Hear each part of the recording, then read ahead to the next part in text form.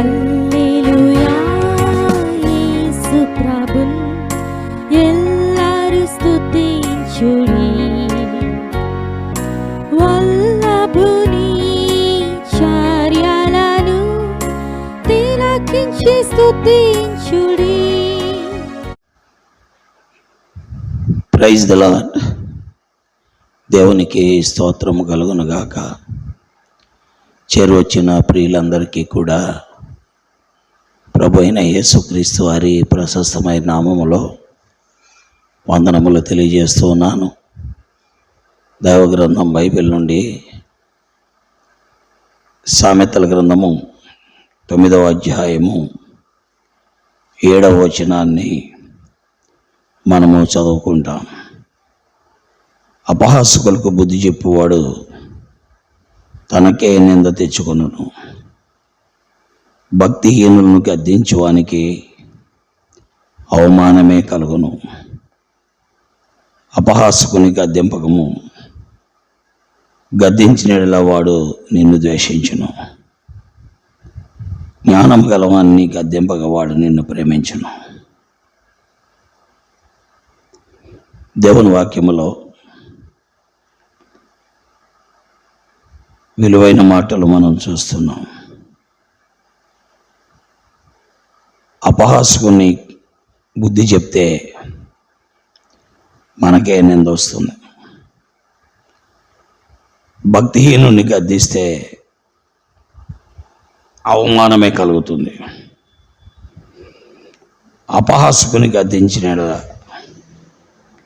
వాడు మనం ద్వేషిస్తాడు. జ్ఞానము గలవాన్ని గద్దింపగా వాడు మనల్ని ప్రేమిస్తాడు. జ్ఞానము గలవానికి ఉపదేశం చేయగా వాడు మరింత జ్ఞానము నొందుతాడు. నీతి గలవానికి బోధ చేయగా వాడు జ్ఞానాభివృద్ధి నొందుతాడు. దేవుని వాక్యములో విలువైన మాటలు మనం చూస్తున్నాం. కాబట్టి అపహాసకునికి బుద్ధి చెప్పకూడదు, భక్తిహీనునికి గద్దించకూడదు. కాబట్టి గుర్తుపెట్టుకోవాలి, ఎప్పుడు అపహాసకునికి బుద్ధి చెప్పావా మనం దెబ్బతినిపోతాం. జ్ఞానం గలవాన్ని గద్దించామా వాడు నష్టపోతాడు. ప్రియులారా, కాబట్టి అపహాసకుని గద్దించకూడదు, భక్తిహీనుని కూడా గద్దించకూడదు. మరెవరిని? జ్ఞానము గలవాడిని గద్దించవచ్చు, నీతి గలవాడికి బోధ చేయొచ్చు. అలాగే జ్ఞానము గలవాడిని ఉపదేశం చేయొచ్చు. జ్ఞానం గలవాడిని గద్దిస్తే వాడు మనల్ని ప్రేమిస్తాడు. అలాగే జ్ఞానం గలవానికి ఉపదేశం చేస్తే వాడు జ్ఞానాభివృద్ధి పొందుతాడు. నీతి గలవానికి ఉపదేశం చేయగా వాడి మరింత జ్ఞానము నొందుతాడు. కాబట్టి ఎవరికి ఏది చెప్పాలో వారికే చెప్పాలి. దీనికి వివేచన జ్ఞానం కావాలి. మనము అపహాసకుడికి చెప్పినా వినడు, భక్తిహీనుడికి చెప్పినా వినకపోగా వాడు మనకి నింద అవమానాన్ని తీసుకొస్తాడు. కాబట్టి జ్ఞానము కలిగి ప్రభువుని వెంబడిద్దాం. ఈ రోజున భూమి మీద సమాజంలో ఎట్లా ప్రవర్తించాలో దేవుని వాక్యం మనకి స్పష్టంగా బోధిస్తుంది. ఇక్కడ 4 వ్యక్తులను మనం చూచాం. మొదటి వాడు అపహాసకుడు, వాడికి బుద్ధి చెప్తే మనకి నింద.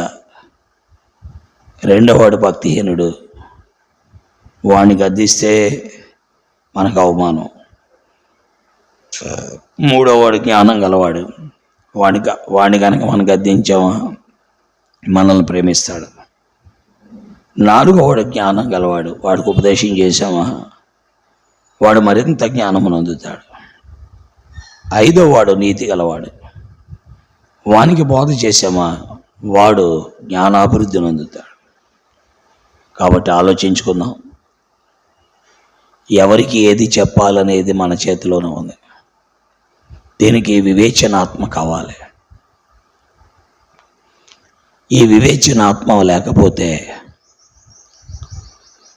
మనమే అవమానానికి, నిందకి గురైపోతాం. ఈ వివేచనాత్మ కొరకే మనం ప్రార్థన చేయాలి, ప్రభువుని అడగాలి, ప్రభు పాదాల దగ్గర సాగిలపడాలి. తద్వారా మనము దీవించబడతాం. దేవుడి మాటలు దీవించి ఆశీర్వదించునుగాక. ఆమేన్. ప్రేమ కలిగిన మా తండ్రి, పరిశుద్ధుడైన నమ్మకమైన మా దేవా, నీకు వందనాలు. నీ మాటలు మా మధ్యలో ముద్రించి ఫలితాలు దయచేయండి. మీ నామాన్ని మహింపరచుకోండి. నీ కార్యాన్ని జరిగించండి. మీరే మహిమ, ఘనత, ప్రభావాలు పొందవలసిందిగా మీ సన్నిధిలో సాగిలపడి మీ చేతులకు అప్పగిస్తున్నాం. వినేవారికి మేలు కలిగినట్లు కార్యం జరిగించండి. యేసు నామములో ప్రార్థిస్తున్నాం తండ్రి. ఆమేన్. ప్రజలాడండి. దేవుడు మిమ్మల్ని దీవించి ఆశీర్వదించునుగాక. చంద్రులారాయిలా దేవుని స్తుతించుడి. హృదయమును వెలిగించిన యేసుని స్తుతించుడి.